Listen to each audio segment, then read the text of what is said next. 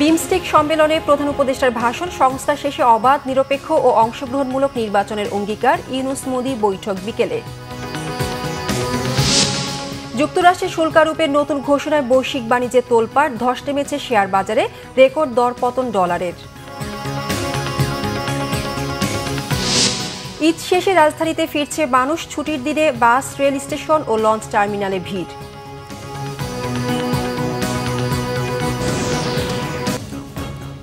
দেখছিলেন crown cement সংবাদ শিরোনাম। জাতীয় নির্বাচনী অন্তর্বর্তী সরকারের প্রধান লক্ষ্য প্রয়োজনীয় সংস্কার শেষে অবাধ, নিরপেক্ষ এবং অংশগ্রহণমূলক নির্বাচন করতে অঙ্গীকারবদ্ধ তার সরকার। থাইল্যান্ডের রাজধানী ব্যাংককে বিমস্টেক শীর্ষ সম্মেলনে ভাষণে প্রধান উপদেষ্টা ডক্টর মোহাম্মদ ইউনুস এ কথা বলেন। সকালে বিমস্টেক সম্মেলনে যোগ দেন প্রধান উপদেষ্টা ডক্টর মোহাম্মদ ইউনুস সহ সদস্যভুক্ত দেশগুলোর নেতারা। সম্মেলনের বক্তব্যের শুরুতেই মিয়ানমার ও থাইল্যান্ডের সম্প্রতি আঘাত হানা ভূমিকম্পে হতাহত ও ক্ষয়ক্ষতির জন্য গভীর সমবেদনা জানান প্রধান উপদেষ্টা। তিনি বলেন, অর্থনৈতিক স্থিতিশীলতা, টেকসই সমৃদ্ধির জন্য শক্তিশালী ও সুদূরপ্রসারী সংস্কারের অঙ্গীকারবদ্ধ অন্তর্বর্তী সরকার। রোহিঙ্গা সমস্যা সমাধান না হলে এই অঞ্চলে অস্থিরতার শঙ্কার কথা উল্লেখ করে মিয়ানমারকে সম্পৃক্ত করে রাখাইনে স্থিতিশীলতা আনতে দৃশ্যমান কর্মসূচি নেওয়ার আহ্বান জানান। রোহিঙ্গাদের নিজ দেশে ফেরত যাবার পরিবেশ তৈরিতে জোর দেন তিনি। বিমস্টেক অঞ্চলের জন্য 4টি প্রস্তাব উপস্থাপন করেন। মতপার্থক্যের ঊর্ধ্বে উঠে সদস্য রাষ্ট্রগুলোকে পারস্পরিক আস্থার সাথে কাজ করার ও বিমস্টেক মুক্ত বাণিজ্য চুক্তি বাস্তবায়নে সবার প্রতি আহ্বান জানান প্রধান উপদেষ্টা। বিমস্টেক শীর্ষ সম্মেলনের সাইডলাইনে আজ বিকেলে প্রধান উপদেষ্টা ডক্টর মোহাম্মদ ইউনুস ও ভারতের প্রধানমন্ত্রী নরেন্দ্র মোদির বৈঠক হবে।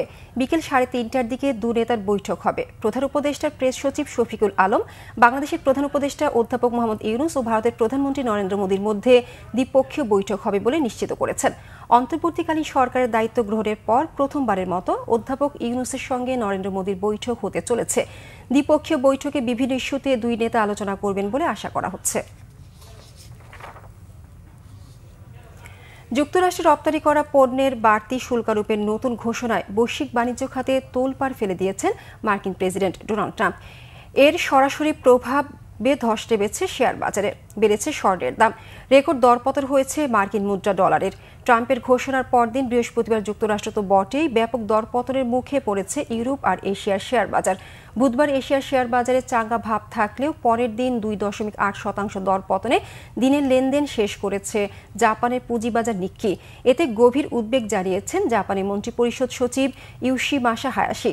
এদিন চায়না, হংকং আর তাইওয়ানে শেয়ার বাজার বন্ধ থাকায় প্রভাব বোঝার সুযোগ ছিল না। দক্ষিণ কোরিয়ার পুঁজিবাজারে দিন শেষে দরপতন হয় 19.16 পয়েন্ট। অস্ট্রেলিয়ার S&P ASX 200 ইন্ডেক্সে দরপতন হয়েছে 0.94%। এমন পরিস্থিতিতে সরকারের পক্ষ থেকে বিনা সুদে 100 বিলিয়ন অস্ট্রেলিয়ান ডলার ঋণ সহায়তার ঘোষণা দেওয়া হয়েছে। ট্রাম্পের ঘোষণার পর যুক্তরাষ্ট্রের শেয়ার সূচক নাসডাক ফিউচার্সের পতন হয়েছে 3.3%। বড় 7টি প্রযুক্তি প্রতিষ্ঠানের মূলধন কমেছে 76,000 কোটি ডলার। জাপানের মুদ্রা ইয়েনের বিপরীতে ডলারের দর 2.2% পড়ে গেলেও তা অনেকটা সামনে উঠেছে। এই পতন গত 2 বছরের মধ্যে সর্বোচ্চ। সোনার দাম বাড়ার নতুন রেকর্ড হয়েছে, দর বেড়েছে আউন্স প্রতি $3,160। প্রিয়জনের সঙ্গে ঈদ উদযাপন শেষে জীবিকার তাগিদে রাজধানীতে ফিরছেন কর্মজীবী মানুষ। সকাল থেকে রাজধানী কমলাপুরে ঢাকায় ফেরা মানুষের ভিড়। বেসরকারি চাকরিজীবী ও ব্যবসায়ী সহ বিভিন্ন পেশার মানুষ নগরীতে ফিরছেন। তবে সরকারি ছুটি বেশি হওয়ায় আগামীকাল রাজধানীতে ফিরে আসা যাত্রীদের চাপ বাড়বে বলে ধারণা করছেন পরিবহন সংশ্লিষ্টরা। ঢাকা ছাড়তে যেমন ভোগান্তিতে পড়তে হয়নি, তেমনি ভোগান্তি ছাড়াই ঢাকায় ফিরছেন বলে জানালেন বেশিরভাগ মানুষ। ঢাকায় ফেরা যাত্রীদের চাপ বাড়ছে সায়েদাবাদেও। দক্ষিণ ও পূর্বাঞ্চলের মানুষ ফিরছেন এই রুট দিয়ে। জীবিকার পাশাপাশি সন্তানের পড়ালেখার কথা চিন্তা করে অনেক অভিভাবক ফিরছেন আগে ভাগেই। মহাসড়কে যানজট আর যাত্রাপথে ভোগান্তি এড়াতেও আগে ফিরছেন কেউ কেউ। ছোট পরিসরে কোল্ড স্টোরেজ স্থাপনে সফলতা পেয়েছেন ময়মনসিংহে বাংলাদেশ কৃষি বিশ্ববিদ্যালয়ের গবেষকরা। তারা বলছেন, এ ধরনের কোল্ড স্টোরেজ কৃষকদের উৎপাদিত পণ্যের ন্যায্য মূল্য নিশ্চিতে এবং বাজারের ফরিয়া সিন্ডিকেট ভাঙতে সাহায্য করবে। মৌসুমি ফল ও শাকসবজির অপচয় কম হবে। মৌসুম ছাড়াও শাকসবজি প্রাপ্তি গুরুত্বপূর্ণ ভূমিকা রাখবে কৃষিতে। অমিত্রের তথ্য ছবিতে ডেস্ক রিপোর্ট। মাত্র 3 মিটার দৈর্ঘ্য, 2.2 মিটার প্রস্থ, উচ্চতা 2.7 মিটার সম্পন্ন ছোট এই কোল্ড স্টোরেজে সংরক্ষণ করা যায় 2 টন শাকসবজি ও ফলমূল। এয়ার কন্ডিশন সহ ঘরটির ভেতরের তাপমাত্রা নিয়ন্ত্রণে সহায়তা নেওয়া হচ্ছে বিশেষ এক ধরনের ডিভাইস ও অ্যাপসের।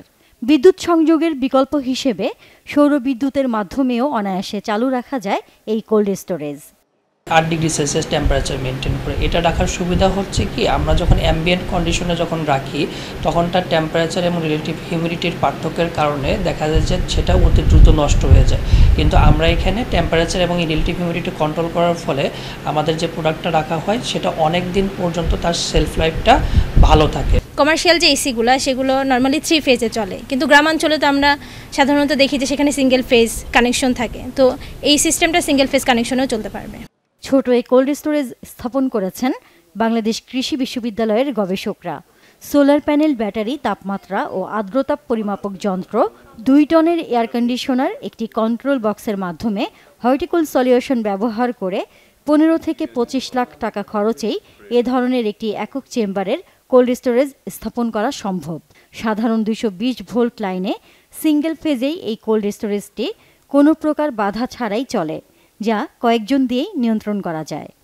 ফোনে অ্যাপ আছে যেটার মাধ্যমে আমরা কি পরিমাণ সোলার ব্যাকআপ ইউজ হচ্ছে, কি পরিমাণ কারেন্ট ইউজ হচ্ছে, কি পরিমাণ ব্যাটারি ইউজ হচ্ছে এটা দেখতে পাচ্ছি, এবং আমরা অ্যানালাইসিস করে দেখেছি যে অ্যারাউন্ড 66%-এর মতো আসে হচ্ছে সোলার এবং ব্যাটারি থেকে, আর বাকি 34%-এর মতো আসে হচ্ছে আমাদের কারেন্ট থেকে। সাধারণত আমরা সবজি এবং ফলের জন্য 1 থেকে 2 মাসের মতো আমরা এখানে স্টোর করতে পারি। গবেষকরা বলছেন এতে ফসলের অপচয় কমবে ও কার্যকরভাবে কৃষিপণ্য সংরক্ষণ সম্ভব হবে। সরকারি এবং বেসরকারি উদ্যোগে এটা যদি মাঠ পর্যায়ে যায়, কৃষকরা যেমন লাভবান হবে, ক্ষুদ্র উদ্যোক্তা তৈরি হবে, এবং এর পাশাপাশি আমরা মনে করি যে দেশে খাদ্য স্বয়ংসম্পূর্ণতা অ্যাকচুয়ালি হওয়ার জন্য একটা বিশেষ ভূমিকা রাখবে, এবং পাশাপাশি খাদ্য নিরাপত্তার সাথে পুষ্টি নিরাপত্তাও নিশ্চিত করবে। পরীক্ষামূলকভাবে রংপুরের বদরগঞ্জে এবং টাঙ্গাইলের মধুপুরে এ ধরনের কোল্ড স্টোরেজ স্থাপনের সফলতা এসেছে, আর উপকৃত হচ্ছেন স্থানীয় কৃষকরা। Bangla vision news desk. এই ছিল এখনকার মতো। পরের সংবাদ দুপুর 2টায়, এর আগে একটা রয়েছে নিউজ টপ 10 দেখার আমন্ত্রণ রইল। এছাড়া বাংলা ভিশন সংবাদ ও সংবাদ সংশ্লিষ্ট অনুষ্ঠান দেখতে ভিজিট করুন www.bbnews24.com ও facebook.com/banglavishnewsে এবং সাবস্ক্রাইব করুন youtube.com/banglavishnewsে। ধন্যবাদ সবাইকে।